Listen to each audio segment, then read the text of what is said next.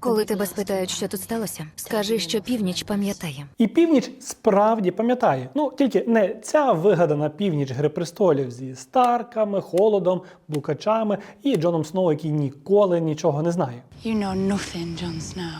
Я маю на увазі справжню північ Європи. Швеція, Фінляндія, Данія, Норвегія, Ісландія, а з ними Естонія, Латвія і Литва – це союз, що дуже активно вписався у допомогу та підтримку України. Насправді я такого ніколи не бачив у Фінляндії. Спільними зусиллями ці країни вже допомогли нам на майже 30 мільярдів євро. А це другий результат після Сполучених Штатів. Українська стійкість і креативність дуже вражають шведів. А ще частина цих країн вносить значно більшу частку від власного ВВП, ніж великі економіки. Наразі підтримка України залишається значною і сильною. І сьогодні ми говоримо не лише про рівень їхньої підтримки, а ще й про мотивацію, думки про Україну та бачення нашого спільного майбутнього. Маємо для цього спеціально запрошених експертів. Треба перемогти війну проти російського агресора. Всім привіт! Мене звати Єрема Дух, а це відео про Nordic Baltic 8, чи Нордично-Балтійську вісімку, друзів свободи і, звісно, друзів України. Коли Росія почала Велику війну, ці країни не тільки першими допомогли чим могли Україні, а й спонукали інших робити те саме. Естонія підтримує Україну і намагається переконати інших країн, щоб ми всі робили більше. Вони співпрацюють ще з часів після закінчення Холодної війни. У 92-му році підписали угоду про співробітництво, а пізніше назвали себе Нордично-Балтійською вісімкою. І це дуже стильна назва. Можливо, Марвел у них запозичив свою назву для коміксів. Fantastic Four. Активна допомога вісімки Україні почалася ще всередині 21-го року, коли Естонія, Латвія та Литва почали озброювати українців джевелінами і стінгерами. Ті старі добрі часи, коли джевеліни – це було щось таке круте. Швеція, Фінляндія, Норвегія і Данія, що довгий час надавали перевагу нейтральності і стриманості, швидко перелаштувалися практично у режим вікінгів. У перші дні російського повномасштабного вторгнення вони оголосили: дамо протитанкову зброю, бронежилети, шоломи і боєприпаси. Навіть Ісландія, яка взагалі не має власної армії, приєдналася до фінансової та гуманітарної допомоги і санкцій. І, що важливо, це не тільки уряди, але й громадяни цих країн підтримують Україну. Реакція шведського суспільства на повномасштабне вторгнення Росії була дуже сильною. Відчувалася потужна солідарність з українцями, які захищають свою свободу та демократичні цінності. Для Швеції це стало точкою неповернення в питаннях безпеки в нашому регіоні. Ми ухвалили рішення приєднатися до НАТО, щоб підтримати союзників і гарантувати свою безпеку. Це було відчутно, що всі цікавилися Україною, українські прапори з'явилися всюди, і різні збори і так далі. При супермаркетах можна було залишити якісь харчові продукти біля касах для українців. Коли Росія почала Велику війну, то великі країни світу із більшими можливостями нам допомагати ще вагалися і вичікували. У когось там була стадія заперечення, в когось небажання викликати на себе гнів росіян. В кого як. Знаєте, от буває, до останнього не хочеш іти до лікаря, бо, можливо, і так минеться. Норди та Балти сказали, що ні, не минеться і треба діяти. І що навіть обмежена кількість ресурсів не має стати на заваді, якщо мати бажання і бути рішучими. Данське суспільство відреагувало швидкими політичними діями, військовою та гуманітарною допомогою у 2022 році. І щоб я не звучав як мотиваційний тренер із соцмереж, давайте пройдемося по числам. І чисел у цьому відео буде багато. Це Франція. Ви знаєте, Наполеон, Ейфелева вежа, круасани. Велика європейська країна із ядерною зброєю. А це Данія. Х'юге, русаленька, Лего. Данська економіка майже вчетверо менша за французьку. І різниця в населенні ще відчутніша. Та попри це, Данія допомогла Україні грошима більше за Францію. Станом на 25 рік Данія вже виділила нам майже 10 мільярдів євро, а Франція – 7,5. І мова тут не про те, що якась одна допомога для нас цінніша за іншу. Абсолютно, це зовсім не змагання, хто більший молодець. Це про те, що невеликі країни із меншими можливостями вважали за потрібне укластися в допомогу Україні настільки, наскільки це взагалі для них можливо. І при тому зробити це швидко та ефективно. Бо, відверто кажучи, вони одразу зрозуміли, що йдеться про щось значно більше, аніж просто про одну Україну. Вторгнення було сприйнято як прямий виклик європейській безпеці та як напад на демократичні цінності. Відбулися великі зміни в оборонній політиці. І на цьому процес у цих країнах не зупинився, що дуже-дуже важливо, бо іноді здається, що умовний Захід вже ніби втомився від України і може навіть хоче вийти з гри. Ну, та може ми би і теж хотіли вийти, але це не гра і в нас немає вибору. І, якщо чесно, то у Європи теж. Тож співпраця України і вісімки триває та розвивається. Це і гуманітарні проєкти з відбудови, і масштабні програми підтримки, і спільне виробництво дронів, і навчання військових, і обмін досвідом. І я впевнений, що ще, чого ми навіть публічно не знаємо. Мабуть, більшість із вас, шановні глядачі і слухачі цього каналу, чули новину у жовтні 25-го про те, що Україна і Швеція підписали лист про наміри, що відкриває можливість передачі близько 100 винищувачів Gripen протягом наступних 10-15 років. 100 літаків, навіть розтягнутих у часі, це все одно фантастична кількість. А загалом Швеція вже виділила Україні 7 мільярдів 600 мільйонів євро. І далі, віримо, буде ще. Швеція і Україна мають спільну історію. Сьогодні залишаються близькими партнерами. І я впевнена, стануть ще ближчими в майбутньому. Співпраця у сфері оборони, інновацій, енергетики та відбудови вже активно триває і буде лише посилюватися. Данія назавжди вже вписала своє ім'я у наші історичні підручники, адже стала однією з перших країн, яка надала нам довгоочікувані літаки F-16. Данія надала, серед іншого, F-16 «Цезар», артилерію, танки «Леопард» та підтримку військовому виробництву в Україні. Норвегія надала нам 4 мільярди 800 мільйонів євро і ще зобов'язалася виділити майже 6,5 мільярдів. Це багаторічна програма підтримки, яка зосереджена на протиповітряній і морській обороні в Чорному та Азовському морях. Невелика Ісландія щорічно надає 30 мільйонів євро, а ще підтримує інтеграцію жінок у Збройних силах України. Литва та Латвія вже виділили Україні понад 1 мільярд 700 мільйонів євро разом і обіцяють і надалі щороку надсилати для України 0,25% свого ВВП. Звісно, всі країни не можуть вкладатися однаково, тому кожна відповідає за той напрямок, де може бути найбільш ефективною. Ну а в деяких напрямках не бояться писати історію. Знову ж таки, Данія в грудні 25-го дозволила Україні розгорнути воєнне виробництво на своїй території. І це фантастична новина, бо це і перший приклад серед країн НАТО, плюс це величезна безпека для нашого виробництва і, це неймовірні перспективи. Ми лише чекаємо, коли цю данську модель співпраці візьмуть інші країни. Ну і ще Нордично-Балтійська вісімка бере участь у проєктах із відбудови України. Ми всі знаємо, як важливим та довгим буде робота відбудови після завершення війни.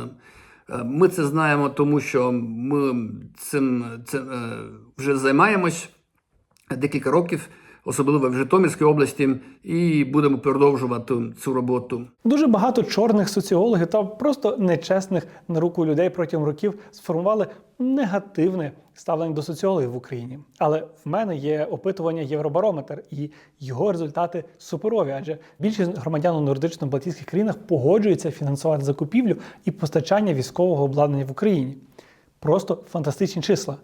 63% естонців, 70% латвійців, 76% литовців, 88% фінів, 88% данців і 92% шведів виступають за таку ініціативу. У їхніх суспільствах панує думка, що Україна захищає не тільки себе, але й країни вісімки. І якщо ми не вистоїмо, то вони будуть наступними. Зрештою, дані розвідок і гібридна агресія Росії в країнах НАТО вже не залишають шансу для мрій та ілюзій. І попри те, що іноді можна почути від різних дуже недалеких людей про те, що Захід втомився від України і вже не хоче нам допомагати, вчинки вісімки кажуть зовсім про інше. Шведське суспільство і далі відчуває сильну солідарність з Україною.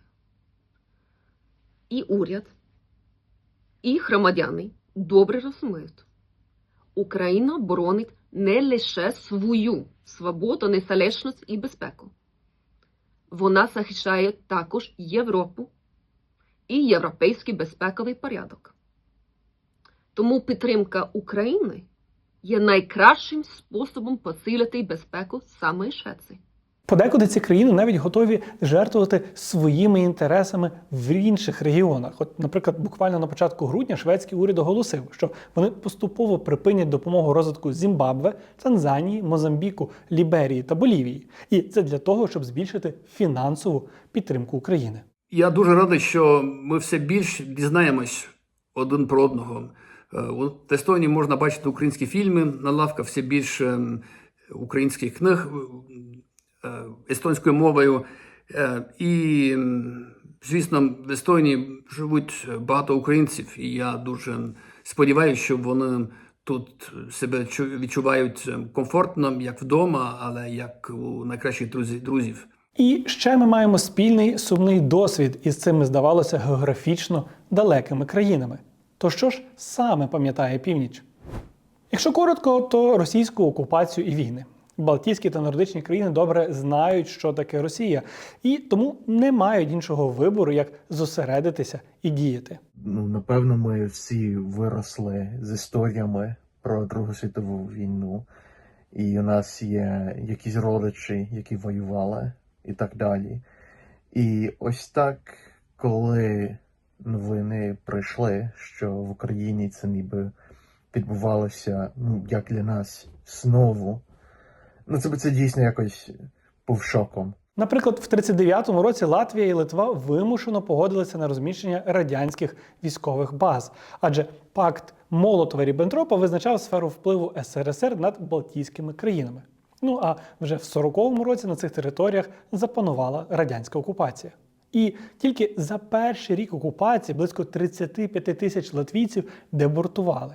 В Литві в 40-х росіяни вчинили взагалі 35 окремих депортацій. У цих країнах багаторічна окупація вплинула, зокрема, на мову, культуру, економіку. І на ці території переселяли росіян. І від усього цього залишилися рани, що довго боліли. І хай вони затягнулися, але шрами не дають забути про це навіть за кілька поколінь. Через 5 місяців після вторгнення СРСР у Фінляндію в 1939 році фінам довелося поступитися приблизно 10% своєї території, щоб зберегти суверенітет. Фіни відчувають певний сенс, ніби майже братства з українцями через те, що ми обидві ніби прикордонні країни з Росією, і ми обидві країни мають цей досвід війни з Росією. Загалом досвід Швеції теж близький українцям, адже ця країна воювала із росіянами протягом останніх 300 років. Під час Великої Північної війни між Швецією та коаліцією, яку очолювала Росія у 18 столітті, Швеція втратила провідну роль у регіоні. І, звісно, битва під Полтавою – символ боротьби обох наших народів із російським експансіонізмом, яка, на жаль, для нас активно триває і досі. Щодо Норвегії та Данії, то їм доводиться активно тривожитись через дії Росії в Арктиці. Росіяни створюють там нові військові бази, розбудовують флот, і ніхто не хоче мати у себе під боком Росію, яка робить щось таке.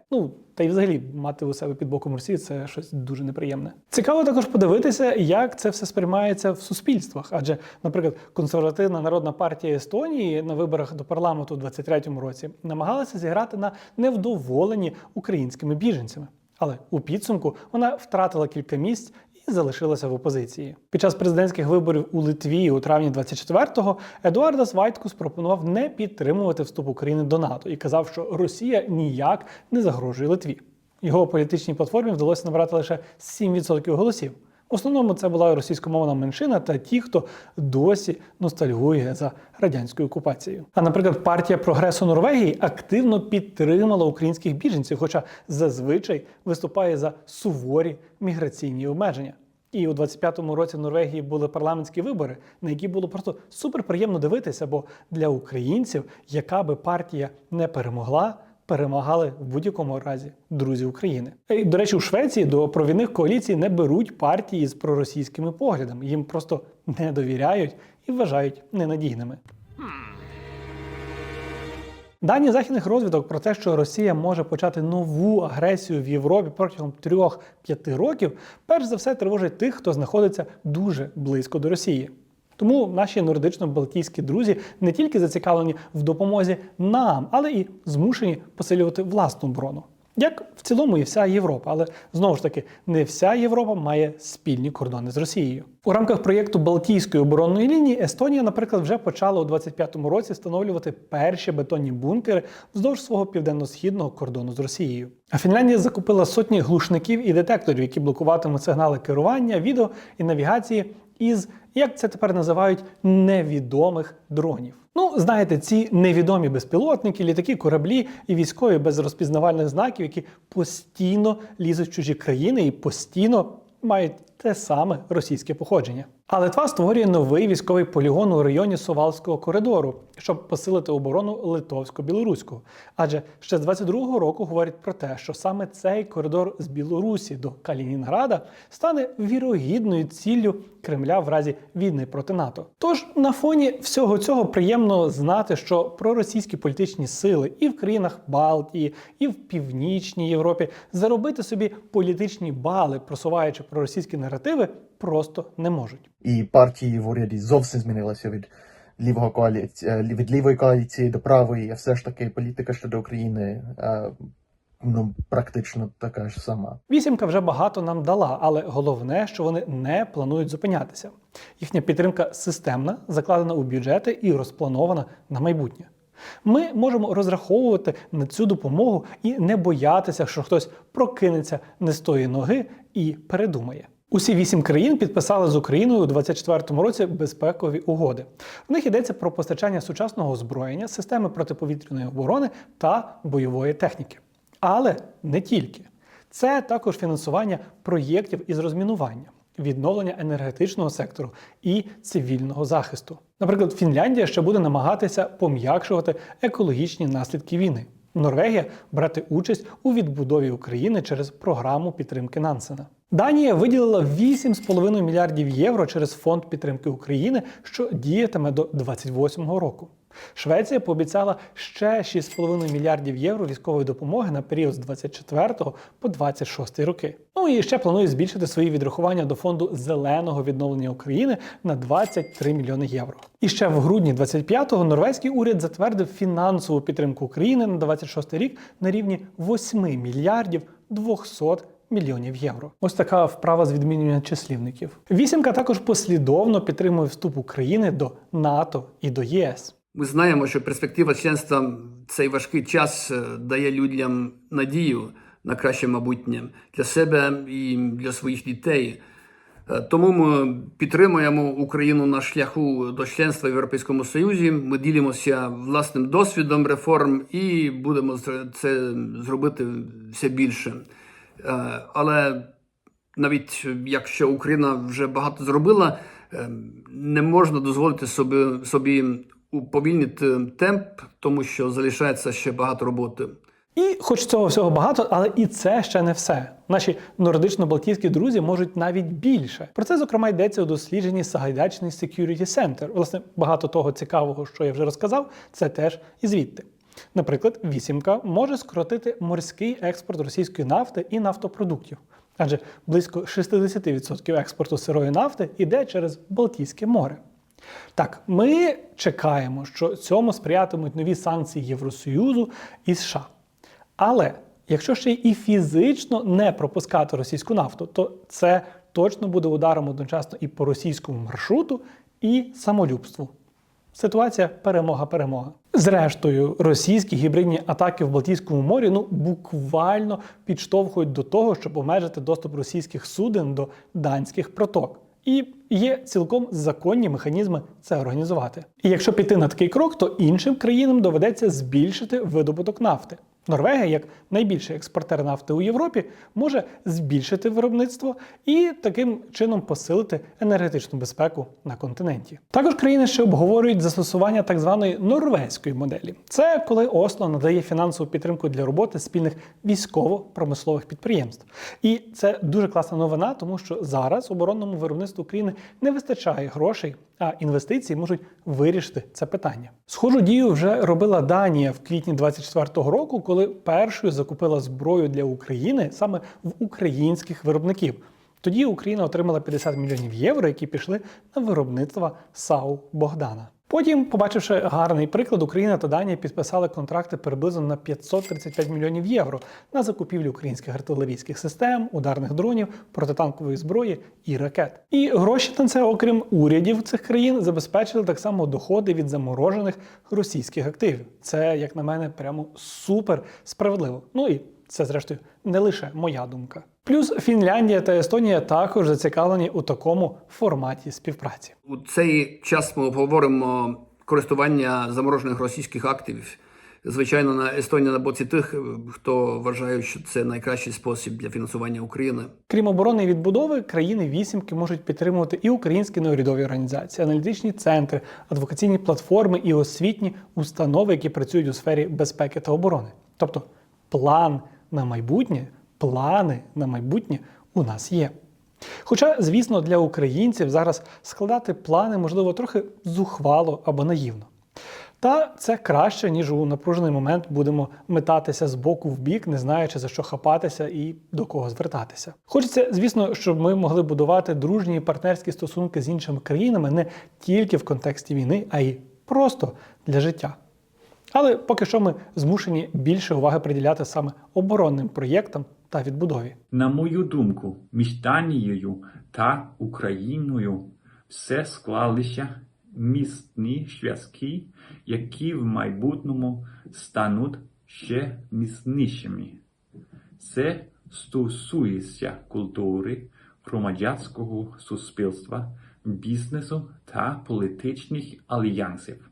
Крім того, Данія зобов'язалася надати особливу підтримку місту Миколаїв та регіону. Та я вірю, що колись буде інакше. Знаєте, просто по-сусідськи будемо придумувати якісь прикольні освітні програми і фестивалі, їздити в гості, запрошувати до себе і, скажімо, ділитися новими видами насіння. Щодо поточного настрою в фінській суспільстві, я думаю, що видно, що люди у певній мірі звик ніби до війни. Війна все ж таки в новинах щодня у нас. І підтримка для, якщо дивитися на опитування і так далі, підтримка для постачання зброї в Україні і так далі, це все залишиться зовсім незмінною. Ми дуже цікавимося тим, як наш президент намагається тут зіграти ту роль, яку він, можливо, вміє зіграти. І це насправді доволі цікаво, тому що у нас раніше, мабуть, було так ідентичність ніби, що наші президенти могли допомогти з якимось діалогом поміж росіянами та західними країнами. Та зараз це насправді трошки повторюється, тільки це з Трампом, а не з Росією. Але дійсно це загальна динаміка та майже така ж сама. Бо після того, як ми разом проходимо такі складні часи, просто не може скластися інакше. І перспективи спільного майбутнього у нас точно є. Українська стійкість і креативність дуже вражають шведів. Тому інтерес до партнерств дуже великий. Від державних інституцій до громадських організацій і бізнесу. Також помітно, що серед шведів зростає інтерес до української мови, культури, історії та традицій. І я приклад тому. Отже, наші країни стануть ще ближчими друзями та союзниками в Європі. Не лише у сфері безпеки, політики і економіки, а й у культурі, у філософії та літературі. У 2027 році буде наша черга організувати велику міжнародну конференцію на темі відбудови України. Так що я впевнений, що стосунки, відносини між двома країнами будуть ще кращими. Бажаю вам всього найкращого і слава Україні! Ну і важливо розуміти, що Сполучені Штати, великі європейські країни та неповороткі альянси – це не єдина наша надія. Що ми маємо інших партнерів, які довели свою відданість і не планують зупинятися на шляху допомоги і підтримки. І що можна і треба шукати нові можливості для співпраці, яка буде вигідна усім сторонам. Без допомоги Нордично-Балтійської вісімки нам, безумовно, було б значно важче. Якби вони не зробили перший рішучий крок і не мотивували інших слідувати за ними, наше становище було б складнішим. Тому країни вісімки заслуговують на нашу щиру вдячність і готовність відповісти допомогою, коли знадобиться. Адже чим більше хороших людей об'єднається проти поганих, тим швидше наступить мирне і спокійне майбутнє. І чим сильніше і більш об'єднані будуть хороші, тим менше спокус буде у поганих знову братися за своє. Хоча, звісно, хочеться, щоб цих поганих взагалі не існувало.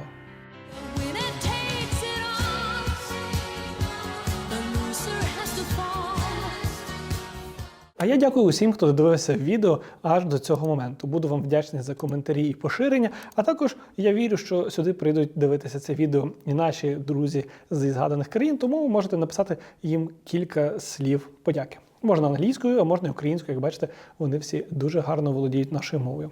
Дякую усім, хто підтримує цей канал на Патреоні і Монобазі. Якщо будете мати змогу, долучайтеся і просто підтримуйте, будь ласка, збір на Сили оборони, які в мене є в описі. Подивіться, будь ласка, на нього і закиньте кілька гривень. Я тоді буду бачити, що вам це з відео дуже-дуже сподобалося. Ну, а реби і автомобілі будуть робити свою справу. Дякую вам та будьте живі та здорові.